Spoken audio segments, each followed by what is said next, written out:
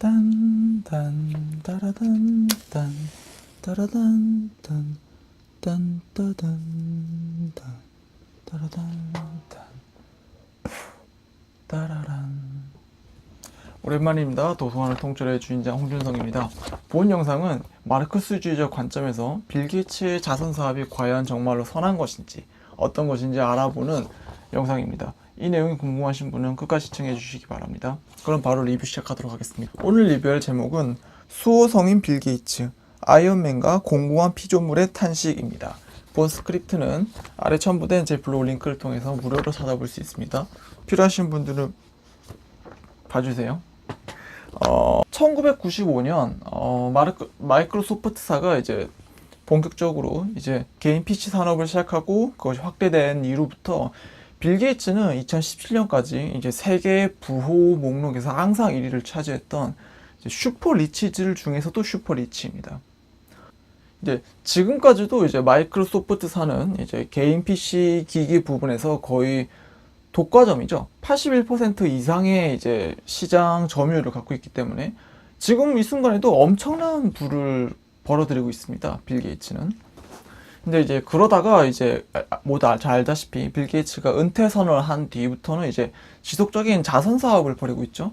이를테면 그 자선 사업 규모가 어느 정도냐면 20년간 거의 하루에 50억씩 꾸준히 기부할 정도의 엄청난 막대한 양을 기부하고 있습니다. 기부한 분야도 다양하죠. 이를테면은 이제 저소득 빈곤층을 위한 어떤 생계비 지원부터 장학제도, 그 다음에 뭐 열대우림 이런 데서 발생하는 말라리아 모기 퇴치, 그 다음에 에볼라 바이러스 백신 관련된 사업비 투여하고, 그 다음에 요즘은 이제 화장실 관련된 사업도 합니다. 왜냐하면 전 세계에 아직 많은 사람들이 이제 위생적인 화장실을 가지지 못해서 그 인분에서 발생하는 바이러스나 세균들 때문에 많은 고통을 당하고 있기 때문에 이제 저렴한 가격으로 위생적인 화장실을 공급할 수 있는 그런 사업에 또다시 이제 돈을 몇천억씩 기부했거든요. 여하간 빌 게이츠는 굉장히 많은 일들을 하고 있는 슈퍼 리치입니다. 그러니까 오늘날 노블리스 오블리주의 표본이라고 볼 수 있겠죠.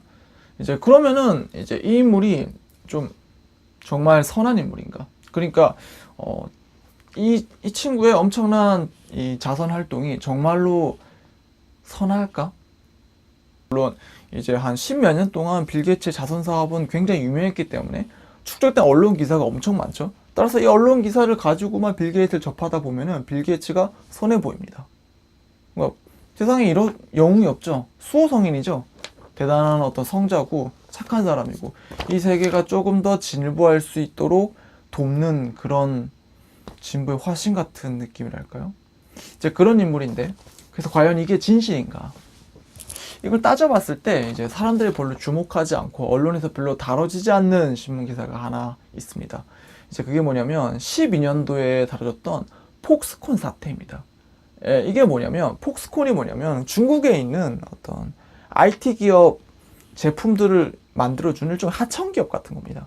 그러니까 여기에 마이크로소프트사부터 시작해서 애플까지 거의 이제 전 세계 굴지의 이제 다국적 기업들이 이제 물건 외주 생산을 맡기는 지역인데, 그 폭스콘에서 중국인 노동자들이 16명이 연쇄적으로 자살하는 사건이 벌어집니다.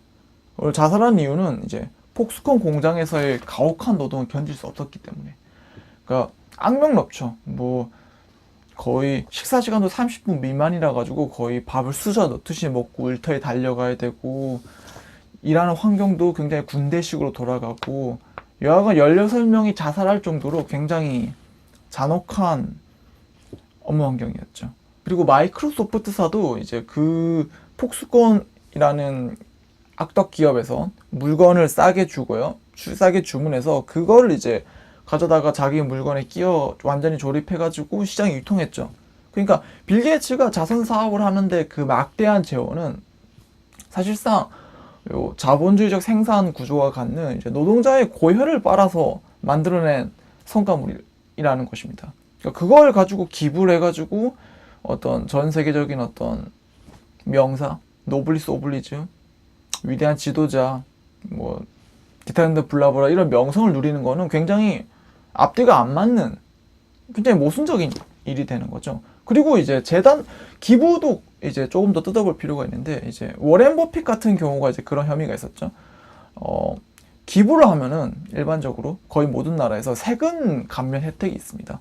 그리고 기부를 할 때 그 기부를 절대적으로 이제 자기 이름으로 만들어진 혹은 자기 가족 소유로 가족 이름으로 된 기부 재단을 만들어서 거기에 막대한 돈을 기부하고 이제 거기에 이제 자기를 비롯한 자기 주변 사람들을 이제 경영진으로 세우는 거죠.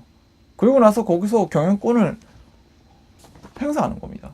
이렇게 봤을 때 이제 빌 게이츠를 비롯한 수많은 슈퍼 리치들의 어떤 자선 활동은 마냥 순수하기만 하진 않은 겁니다. 그리고 이걸 좀 더 마르크스주의, 그러니까 마르크스의 시선을 봤을 때는 마르크스주의에서는 부를 만들어내는 건 노동자들이죠. 이 노동자들이 만들어내는 부를 사실상 그냥 빌 게이츠라는 일개 부르주아 개인이 착취한 것에 불과합니다. 그러니까 찬탈한 거죠. 부의 진정한 주인들의 몫을.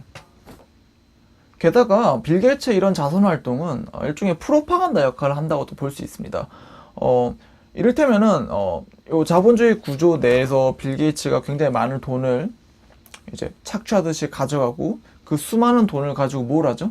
이제 에볼라 바이러스 퇴치부터 시작해서 빈곤 계층에 대한 장학 사업들까지 마치 이런 선행이고 좋은 일들을 하기 위해서는 이런 자본주의 착취 구조가 반드시 필요한 것처럼 여기게 만들어주는 좀 환상, 이런 걸 이제 합리화시키는 프로파간다 역할을 하는 거죠. 빌 게이츠의 이런 자선 활동과 이걸 받아쓰는 수많은 언론들의 작태라고 하는 것은.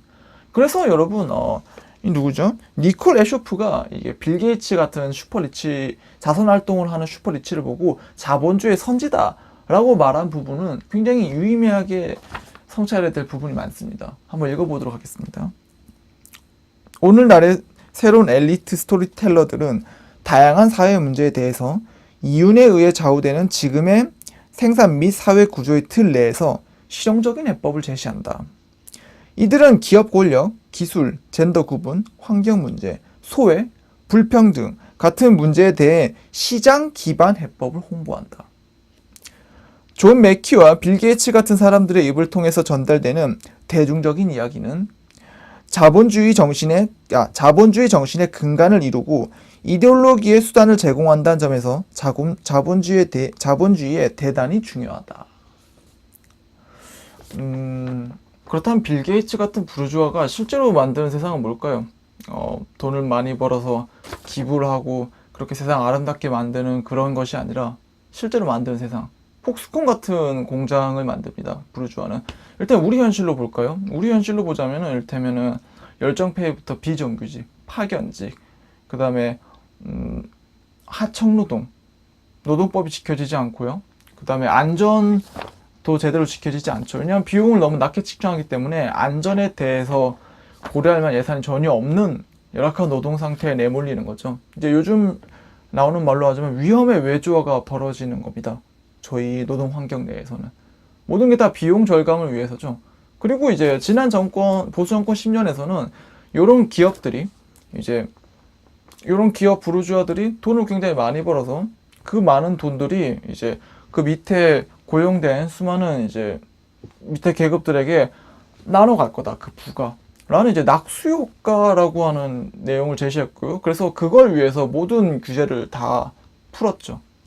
그래서 이제 어떻게 됐을까요? 이를테면은 14년도에 기업 이제 사내 유보금이 한 714조쯤 됐습니다. 몇 조죠? 맞네요. 714 맞네요. 14년에 714조였는데 18년에 이게 몇 조가 됐을까요? 이제 기업에 돈을 쌓고 있는 게 아니라 이제 이렇게 정책이 풀어지니까 사람들 더 많이 고용하고 사업체를 늘리고 뭔가 좋은 사업을 펼쳤을 것 같죠. 그렇지 않습니다. 18년에 이제 사내 유보금은 833조가 됩니다. 그러니까 100조가 증가한 거죠, 4년 만에. 그리고 일자리는 더 줄었고요. 뭐랄까. 전체적인 일자리는 증가했죠. 근데 정규직 일자리는 줄었습니다. 비정규직, 파견직 여러 가지로 막 자기 마음대로 자르고 저임금으로 많은 노동을 시킬 수 있는 그런 일자리만 마구마구 늘어났죠. 이게 실제 빌 게이츠 같은 부르주아가 만든 현실입니다.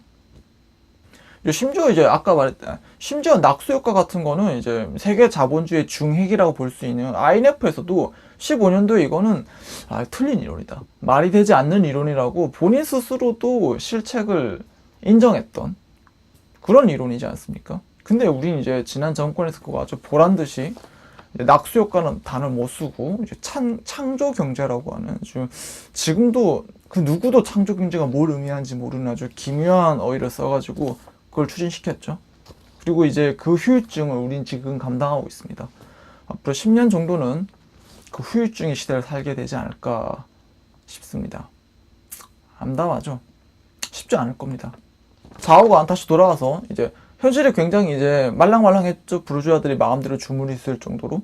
근데 이제 문제점들이 발생하지 않습니까? 이제 아까 말했던 위험의 외조화부터 시작해가지고 사람들이 갑질이고 헬조선이고 아무리 이래도 집 하나 못 사고 저임금의 열정페이가 웬 말이고 여러 가지 불만들이 터져 나옵니다. 사회적으로. 하지만 부르주아들은 이런 현실을 개혁하고 싶은 마음은 없죠. 왜냐하면 지금 너무 편하니까. 많은 이윤을 거둘 수 있고. 따라서 이런 현실을 계속 반복하기 위해서 어떤 속임수가 필요합니다. 아까 말했던 영웅신화입니다. 이를테면 빌 게이츠란 영웅신화. 빌 게이츠 같은 슈퍼리치가 돈을 많이 벌어서, 물론 그 돈을 많이 버는 건 일반인들이 할 수 없는 무슨 합리적인 경영부터 시작해서 창조적 혁신까지 기타 등등 여러 온갖 어휘들로 포장됩니다. 그런 걸 통해서 벌어들인 엄청난 부를 가지고 에볼라 바이러스 퇴치부터 시작해서 빈곤 퇴치, 화장실 기타 등등 여러 가지 인류의 복지를 좀 더 증진시킬 수 있는 마치 인류를 똘똘 뭉친 그런 사업들을 진행할 수 있다 라고 포장하는 거죠. 슈퍼리치가 그걸 할 수 있다. 따라서 우리는 이렇게 세상이 이렇게 진보하고 있으니까 우리 슈퍼리치한테 감사해야 한다. 그리고 슈퍼리치가 이런 일을 할 수 있게 만들어주는 자본주의 체제 역시도 역시 체제 경신에서 승리한 인류가 도달한 궁극의 역사의 종언다운 어떤 완벽한 구성물이 되는 거죠. 그게 이제 인정되고 받아들여지고 프로파간다로서 끊임없이 세뇌되게 되는 겁니다. 이걸 좀 마르크스 용어로 말하자면 일종의 21세기판 이제 아편 역할을 하는 거죠. 민중의 아편 역할. 이제 그런 점에서 봤을 때 이제 빌 게이츠는 자본주의라는 세속적 종교의 수호성인입니다. 그런 점에서 1844년에 마르크스가 헤겔 법철학 비판 서문을 적으면서 했던 말은 그 글이 적힌 뒤로 유효하기를 멈춘 적이 없습니다. 존경심을 담아서 한번 읽어보도록 하겠습니다. 종교적 비참은 현실적인 불행의 표현이자 현실적 불행에 대한 항의이다. 종교는 공궁한 피조물의 탄식이며 무정한 세계의 심정이고 또한 정신없는 상태의 정신이다. 종교는 인민의 아편이다. 처럼 마르크스가 종교는 민중의 아편이라고 말했던 것처럼 부조리한 체제는 항상 보충물을 필요로 합니다. 왜냐하면 그 부조리한 체계를 정면으로 보여줬다가는 아무도 그 부조리하고 가혹한 모습을 받아들일 수 없으니까요. 따라서 이 체계가 이렇긴 하지만 여기로 끝나진 않아. 뭔가 다른 뭔가가 있어 라는 보충물을 항상 더해줘야 되는 거죠. 이를테면은 중세시대에는 교회가 그런 역할을 했죠. 중세 봉건 노예제 굉장히 가혹했죠. 그 가혹한 현실을 버티게 만들어주는 거는 이제 일요일 안식일 날 교회 가서 목사한테 듣게 되는 악한 자는 지옥에 가고 착한 사람은 이제 천국에 가서 보상을 누리게 될 거라고 하는 어떤 허위의식, 그런 보충물을 받아들였던, 보충물이 있었기 때문에 가혹한 현실을 버틸 수 있었던 거죠. 물론 굴하지만. 이와 마찬가지 맥락에서 여러 가지 부조리와 병폐를 낳고 있는 자본주의 역시도 보충물을 필요로 합니다. 이제 그 보충물이 바로 지금 계속 얘기하고 있는 빌 게이츠 같은 어떤 슈퍼리치, 어떤 자본주의 세계를 선도해 나가는 선지자 같은 인물들이죠. 이런 보충물을 가장 극적이고 이제 가장 대중들에게 엄청난 파급력을 미치는 영화란 매체를 통해서 표현한 게 바로 아이언맨입니다. 예를 요즘 굉장히 유행하고 있는 마블 시네마틱 유니버스에 나오는 주인공이죠. 아이언맨은. 그 아이언맨이 이제 토니 스타크라는 인물인데 그 친구가 미국에 있는 군산 복합체 대기업의 이제 회장입니다. 그러니까 부르주아들의 부르주아라고 볼 수 있는 거죠. 이제 그런 인물이 어느 날 갑자기 회심해가지고 아이언맨 슈트를 탁탁탁 걸치고 전 세계를 구원하는 스토리. 그게 아이언맨 아닙니까? 근데 이런 아이언맨은 이제 빌 게이츠라든지 수많은 자선 사업을 통해서 막 세계를 변화시킨다 생각하는 이제 슈퍼 리치들이 실질적으로 보여주고 있는 모습들이죠. 이제 그걸 모티브로 삼은 겁니다. 그리고 이제 사람들은 그걸 보면서 굉장히 열광하죠. 토니 스타크의 어떤 영웅적인 위협이나 행적들에. 왜 그럴까요? 왜 그럴까요? 왜 그럴까요? 우리는 아이언맨이 누리고 있는 어떤 지금의 굉장한 인기에 대해서 한 번쯤 비판적으로 생각해 볼 필요가 있다고 생각합니다. 과연 그 배우에 뭐가 있는지, 무엇을 위한 건지, 어떤 의도가 있는 건지, 그 다음에 우리가 진짜 믿고 있는 건 뭔지에 대한 성찰이 필요한 순간이 아닌가 싶습니다. 다시 되뇌어보죠. 종교는 공공한 피조물의 탄식입니다. 이만 마치겠습니다. 총총.